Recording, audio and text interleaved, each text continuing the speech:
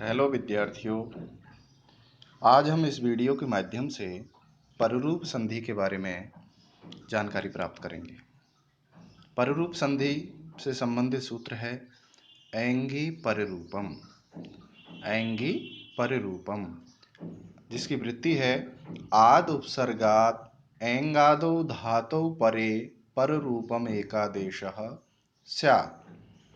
आद उपसर्गात का मतलब है अ या आ जिसके अंत में हो ऐसे उपसर्ग के बाद एंगादो। एंग क्या है? प्रत्याहार है जिसके अंदर ए और ओ ये दो वर्ण आते हैं। तो ऐसी धातु जिसका पहला अक्षर ए अथवा ओ हो, तो आद यानी अ या आ जिसके अंत में हो ऐसे उपसर्ग के बाद में ए या ओ जिसके आदि में हो ऐसी धातु परे हो, तो उन दोनों के स्थान पर पररूप एकादेश होता है। पररूप एकादेश से तात्पर्य है पूर्व और पर दोनों आदेशों के स्थान पर केवल पर आदेश ही बचता है। सूत्र का शब्दार्थ हम देखें। एंगी, एंग परे होने पर पररूपम, पररूप आदेश होता है। सूत्र का भावार्थ होगा कि जब अवर्णांत उपसर्ग के पश्चात एकार आदि या ओकार आदि अर्थात जिसका पहला वर्ण ए या ओ हो ऐसी धातु आए, तो पूर्व और पर दोनों वर्णों के स्थान पर पररूप क्या होगा? ए अथवा ओ ये आदेश हो जाते हैं। इसको हम इस डायग्राम के द्वारा समझ सकते हैं, जिसमें लिखा हुआ है अवर्णांत उपसर्ग है, उसके सामने एंगादि धातु, तो आदेश होगा पररूप एकादेश। एंग में यदि ए एकार आदि धातु है तो ए और ओकार आदि धातु है तो ओ आदेश हो जाएगा। इसको हम इस उदाहरण से समझ सकते हैं, जैसे प्र प्लस एजते। यहाँ पर अकारांत उपसर्ग प्र के बाद में क्या है? कौन सा अ जुड़ा हुआ है? अच्छा, जुड़ा हुआ है अ, तो अकारांत उपसर्ग हुआ ये। इसके आगे एजते का पहला वर्ण क्या है? ए, अर्थात एकार आदि धातु है ये। तो यहाँ पर अकारांत उपसर्ग भी है और एकार आदि धातु भी है।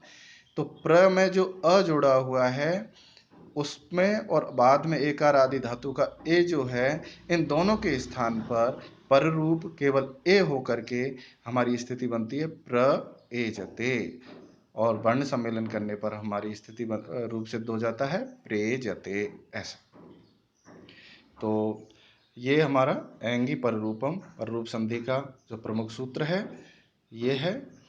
अब इससे जो रूप सिद्ध होते हैं उनके बारे में हम जानकारी करें। जैसे प्रेजते, परीक्षा में यदि रूप सिद्धि के लिए आता है तो हम इस तरीके से हम लिखेंगे।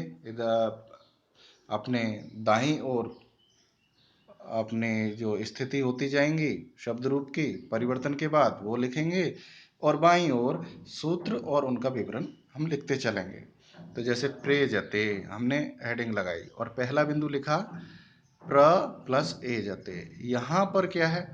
यहाँ पर अकारांत उपसर्ग प्र के परे एंग आदि धातु एजते आई है, अतः एंगी पररूपम इस सूत्र से अ प्लस ए को पररूप एकादेश ए होकर हमारी स्थिति बनेगी प्र एजते। और द्वितीय बिंदु में हम वर्ण सम्मेलन करेंगे और तब हमारी स्थिति बनेगी प्रेजते इति सिद्धम। यह रूप सिद्ध होता है। इसी प्रकार उपोषति को हम समझ सकते हैं कि उप प्लस ओषति, यहाँ पर भी अकारांत उपसर्ग उप है और उसके परे ओकार आदि धातु ओषति है। अतः एंगी पररूपम इन दोनों इस सूत्र की सहायता से अ प्लस ओ को पररूप एकादेश होकर ओ होकर के उप ओषति ऐसा रूप बनता है। वर्ण सम्मेलन करने पर उपोषति ऐसा रूप सिद्ध हो जाता है। अब पररूप संधि के अंतर्गत ही जो महत्वपूर्ण सूत्र है वह है अचो अंत्यादि टी। यह टी संज्ञा करने वाला सूत्र है। अचो अंत्यादि टी सूत्र की वृत्ति है कि अचाम मध्ये यो अंत्यः स आदिर यस्य तट्टी संयम स्यात्। अचः का मतलब है अचों के मध्य में, जो अंत्यादि अंतिम अच जिसके आदि में हो उस वर्ण समुदाय की टी संज्ञा होती है। सूत्र के भावार्थ को हम इस प्रकार समझ सकते हैं कि शब्द के अंत में आने वाला अच स्वर वर्ण जिस वर्ण समुदाय के आदि में आता है उस वर्ण समुदाय को हम क्या कहते हैं? टी कहते हैं, अर्थात उसकी टी संज्ञा होती है। इसे इस रूप में भी हम कह सकते हैं कि शब्द के अंतिम स्वर के पश्चात यदि कोई व्यंजन आवे तो उस अंतिम स्वर और उसके परवर्ती व्यंजन समुदाय को टी कहते हैं। जैसे मनस, मनस में अस टी संज्ञक है। क्यों? क्योंकि मनस में जो अंतिम स्वर है वह है नकार के बाद आने वाला अकार। तो अकार के बाद में जो जो वर्ण होंगे उन सबको मिला करके ये जो वर्ण समुदाय है वो है अस, तो इसकी हमारी टी संज्ञा होगी। अब प्रश्न उत्पन्न होता है कि जिसके अंत में अंतिम शब्द रूप के अंत में केवल अच वर्ण है और उसके बाद में कोई अन्य व्यंजन वर्ण नहीं है, तो उस अंतिम स्वर वर्ण की ही हम टी संज्ञा करेंगे। क्लियर? हमारे क्लियर समझ में आ गई? अब हमारे समझ में आ गई कि टी संज्ञा क्या है। टी संज्ञा ऐसा शब्द रूप जिसके अंतिम स्वर वर्ण के बाद में जो वर्ण समुदाय है उन अंतिम स्वर और उसके बाद में आने वाले वर्ण समुदाय उन दोनों की क्या हो जाएगी? टी संज्ञा हो जाएगी। किस सूत्र के द्वारा? अचो अंत्यादि टी, इस सूत्र के द्वारा। उसके बाद पररूप संधि से संबंधित अगला जो वार्तिक है वह है सकंद्वादिषु पररूपम वाच्यम तच्चटे। सकंधु, करकंधु, मनीषा, मार्तंड, पतंजलि इत्यादि रूप इससे हम सिद्ध होते हैं। तो वार्तिक का जो शब्दार्थ है वह है कि सकंद्वादिषु, सकंद्वादिषु का तात्पर्य सकंधु आदि के विषय में पररूपम पररूप वाच्यम कहना चाहिए। भावार्थ को हम इस प्रकार समझेंगे। शकंदु आदि क्या है? ये आकृति गण है, अर्थात ऐसा शब्द रूप जिसका किसी कार्य विशेष से उसकी आकृति विशेष की जानकारी मिलती है, उसके स्वरूप की जानकारी मिलती है, उसकी पहचान होती है।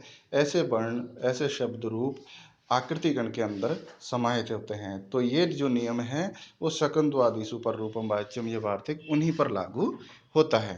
तो इस प्रकार भावार्थ होगा कि अवर्ण से अच यानी स्वरवर्ण परे होने पर शकंदु आदि के विषय में पूर्व अवर्ण और पर अच के स्थान पर पररूप एक आदेश होता है। किंतु ऐसा अर्थ लेने से आकृतिगण पठित मनीषा, पतंजलि आदि को छोड़ करके अन्य सभी वर्ण से शब्द सिद्ध हो जाते हैं, क्योंकि इन दोनों शब्दों मनश प्लस ईशा और पतत प्लस अंजलि इस प्रकार छेद होने से पूर्व अवर्ण नहीं मिलता। इस समाधान हेतु पूर्वाचार्यों ने तच्चटे, यह पररूप अवर्ण का नय होकर के टीका होना चाहिए, ऐसा समाधान प्रस्तुत किया है कि ये जो पररूप होगा वो अंतिम अच का अवर्ण का नहीं होगा बल्कि टी का होगा, टी संज्ञक का होगा। इस प्रकार समेकित रूप में या समाहार रूप में हम इस वार्तिक का अर्थ प्रस्तुत करेंगे, तब कहेंगे कि शकंधु आदि के विषय में पूर्व टी और पर अच के स्थान पर पररूप आदेश होता है। उदाहरण के लिए हम इस प्रकार समझ सकते हैं, शक प्लस अंधु में इस स्थिति में टी ककार के बाद वाले अकार, टी क्या है? ककार। शक में जो क है उसके बाद में जो अ है वह टी कहलाएगा और उसके बाद में अ आया है। अतः प्रकृत वार्तिक से अर्थात शकंद्वादिषु पररूपम वाच्यम, इस वार्तिक से पररूप अकार यानी अ प्लस अ को बाद वाला अ बच जाएगा, तो हमारी स्थिति बनेगी शक प्लस अंधु। और संयोग जब वर्ण सम्मेलन करेंगे तो हमारी स्थिति रूप सिद्ध हो जाएगा शकंधु, ऐसा रूप हमारा सिद्ध हो जाएगा। इसी प्रकार करकंधु, पतंजलि, पतंजलि को हम देख सकते हैं पतत प्लस अंजलि, ये इसका संधि विच्छेद है। यह आकृतिगण का द्योतक होने के कारण, पठित नहीं है लेकिन द्योतक है, अपने कार्य की प्रकृति से इसकी पहचान होती है, इसलिए तो यह आकृतिगण का द्योतक माना जाएगा और उसमें सम्मिलित माना जाएगा। अतः जो पतत में जो अत है कि अचो अंत्यादि टी, इस सूत्र के द्वारा टी संज्ञा होती है, और जब टी संज्ञा हो जाती है तो द्वितीय बिंदु में हम लिखेंगे कि शकंद्वादिषु पर रूपम वाच्यम, इस वार्तिक से टी संज्ञक अत और पर यानी बाद वाला अच अ को पररूप यानी बाद वाला अच अ होकर के पत अंजलि, ऐसी स्थिति बनती है। वर्ण सम्मेलन करने पर पतंजलि, पतंजलि ही ऐसा हमारा रूप सिद्ध हो जाता है। इसी प्रकार मनीषा, यह शब्द आकृतिगण में पठित होने के कारण मनस प्लस ईशा, इस छेद स्थिति में मनस के अस भाग की अंत्यादि टी, इस सूत्र के द्वारा टी संज्ञा होगी और उसके बाद सकंद्वादिषु पर रूपम वाच्यम, इस वार्तिक से टी संज्ञक अस और पर अच वर्ण ई को पररूप एकादेश ई होकर के मन ई शा, और वर्ण सम्मेलन करने पर मनीषा, ऐसा रूप हमारा सिद्ध हो जाएगा। इसी प्रकार मार्तंड, मार्तंड मृत प्लस अंड, यह शब्द आकृति गण प्रकृति का होने के कारण मृत प्लस अंड, इस स्थिति में तकार में स्थित आकार की अच्वंत्यादि टी सूत्र से टी संज्ञा हो जाती है तब, और उसके बाद शकंद्वादिषु पर रूपम वाच्यम, इस वार्तिक से टी संज्ञक अ और पर अच वर्ण अ को पररूप एकादेश अ होकर के मृत अंडः, यह स्थिति बनती है और वर्ण सम्मेलन करने पर मृतंडः, फिर अन्य आदि दीर्घ होने पर मार्तंडः, ऐसा हमारा रूप सिद्ध होता है।